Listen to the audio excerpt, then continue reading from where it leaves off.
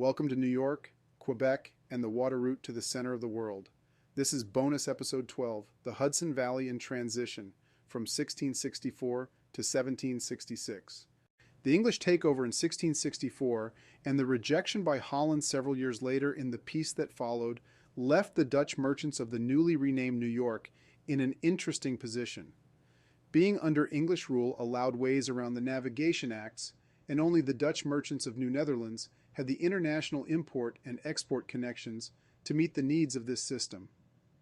Frederick Phillips took the English oath of loyalty, and this covered his wife Margaret as well.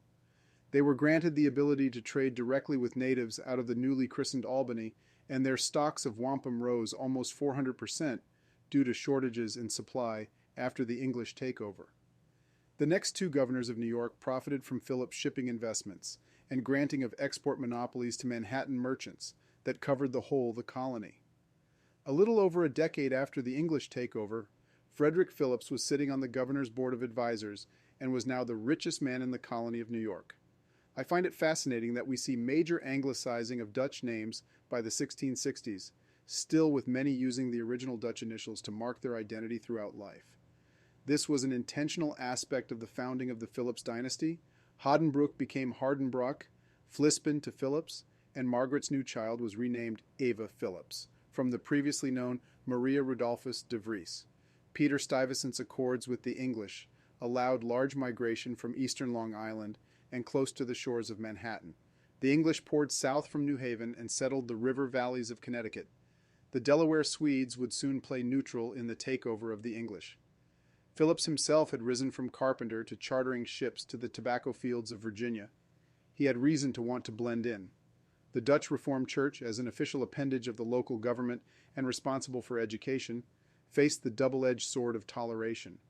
This diluted Dutch loyalty along the Connecticut River and eastern Long Island. The Flushing Remonstrance in 1657 was also a clear demonstration of the Quaker presence creeping in.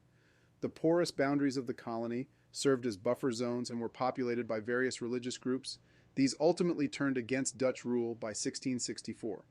The Glorious Revolution of 1688 expanded freedom of worship in New York, balancing against the temporary Dutch reclamation of 1673. The Dutch practiced favoritism, while the English favored plurality in matters of religion. Early New York English governors intervened for the Dutch Reformed Church, but it was no longer state-funded. The Dutch contribution to future U.S. pluralism was due to favorable timing and circumstances, keeping the Middle Atlantic colonies above English influence until they were turned over during the Royal Restoration, according to historian Jap Jacobs. The transition from one type of Protestant rule to another also played a mediating role in emerging pluralism. The Dutch Reformed Church had also made progress with missionary work among the Iroquois, developing an alphabet based on the Mohawk dialect. This helped in translating the Common Prayer Book and conducting services. Dutch ministers operated within their own communities and maintained a respectful presence in both worlds, countering Jesuit behavior in the Western Seneca lands. Let's look at how the Dutch Reformed religion came to represent this period of change and the global connections of its patrons. Take the Old Dutch Church in Sleepy Hollow. Margaret Hardenbroek had commissioned the original bell in 1685 from London. It sat for 10 years until Frederick Philips's second wife, Catherine, decided to start construction on the upper mills of Phillips Land and astride the Pocantico River. Constructed of glacial boulder deposits pulled from the hilly terrain, held together by plaster made of Hudson River mud and whitewashed with coral sourced by the East India Company in the Caribbean, this syncretic structure would serve to fulfill the spiritual needs of Dutch settlement, retreating from an encroaching English world in Manhattan. The labor of hauling the mud, rolling the boulders, and applying the wash would have fallen to Malagasy slaves, the product of a Phillips partnership with the pirate haven of Sainte Marie. This according to historian Jean Zimmerman. This small island off the coast of Madagascar was a haven of smuggling and privateering. Its syncretic pirate confederation was powerful enough to personally invite the manor lord Frederick Phillips to send his ships around the Cape of Good Hope to receive discounted slaves and engage in duty-free trade. So let's explore this story a bit further. It's June 7th, and the year is 1692. The time is approaching noon at Port Royal, Jamaica. Suddenly, a massive earthquake turns the spit of sand into liquid muck, and an enormous tsunami sweeps away anything that hasn't sunk below the surface waves already. This natural disaster destroys the major pirate haven of the West Indies, but will soon become a boon for another den of sin located off the coast of Madagascar. The island of Sainte Marie, located off the northeast coast of Madagascar, was perfectly placed along the spice routes of the British East India Company, and its syncretic ruling class of Malagasy nobles and European buccaneers had developed long tendrils reaching as far as the Hudson Valley. The first to discover the potential of this out-of-the-way enclave was a former indentured servant by the name of Thomas Tew. He made his life as a privateer after serving out his penal sentence on Barbados or St. Kitts. His success brought him funds and crews necessary to attack French factories near the River Gambia. He set out in the year of 1692 and possessed letters of marque that sanctified the venture from the governor of Bermuda. Extremely bad weather broke up this fleet, and a vote was taken to cross the thin line between piracy and privateering. The voyage of his crew would come to represent what is described as the pirate round. Ships would start in the Atlantic, move to the tip of Africa, and either up the coast or on to India. The island of Sainte Marie was the perfect operating base from which to intercept trade between India and North America, while also positioning oneself to seize the Islamic trade in slaves and Haji pilgrims at the mouth of the Red Sea. 2 years before the disaster at Port Royal, a man by the name of Adam Baldridge was part of the crew of the slave ship Fortune, whose trips produced a cheaper trade in bondage over the Middle Passage. Seeing the advantage of a beautiful landlocked bay, he elected to stay on the island of Sainte Marie and set up shop. The bay he chose contained a protective sandbar at its mouth and was landlocked on 3 sides by elevated hills. These would aid in fortifications to protect the port. He quickly realized the value of his neutral stopover and ingrained himself amongst the local Malagasy nobility. He married several women of local notables and helped them pursue their wars on the mainland. This benefited Baldridge as the wars delivered large amounts of captured slaves. As I've discussed in previous threads and on my podcast, the Dutch merchant class was uniquely positioned to leverage their international contacts within the Navigation Act system. Poorly defined slave importation contracts for stock-sharing government-backed companies also placed Madagascar in a gray area. Early English governors of New York used privateers to take enemy prizes and of course do some trading while they happened to be sailing, but it was the New York Dutch merchants that provided the goods and funds for these privateers. The profits were great. A slave could be purchased for a few shillings in Sainte Marie, as opposed to a few pounds in West Africa. There was plenty to split between the privateers, the New York politicians, and the patroons. Greed tends to break up many a good criminal enterprise, and this one was no different. Though the governors of New York issued the letters of marque and invested in the venture, men like Frederick Phillips decided to cut out the middleman. Privateers would pull into New York Harbor by night, but unload a significant amount of cargo onto schooners. This was sent up to the patroon's manor via the Hudson and small creeks. Eventually, this scheme would be uncovered, and the patroon would find himself thrown off the Executive Council in 1698 for illegally conducting the slave trade in New York. Possibly more than 700 Malagasy slaves were smuggled into the plantations of the Hudson Valley, but the pirate haven declined by the first half of the 18th century after suffering from British government interdiction and finally Mughal attacks. One of the most intriguing mysteries is the role of Baldridge in his pardon. He seems to have cut a deal with British authorities and was never accused of piracy, though his actions clearly violated the Navigation Acts and impeded on several national stock charter companies. It is his correspondence that finally brings down Phillips, and it seems like the British government's way of getting back at an ungrateful partner, who they viewed had dishonorably cut out some very important men in New York. The first major patroon ship was assigned to the Dutch diamond merchant Van Rensselaer in 1630. Only those in the Hudson Valley region would survive the British takeover, albeit in different legal form. The Rensselaer family would outlast the Dutch and British eras and mark the end of their rule in upstate New York almost 200 years later. Phillips Manor is another example of the continued practice of patroonships under English rule. Dutch merchant heiress Margaret Hardenbroek combined her trade enterprise with the craftsmanship and political connections of Frederick Phillips to found a landed dynasty that would last a century until the American Revolution.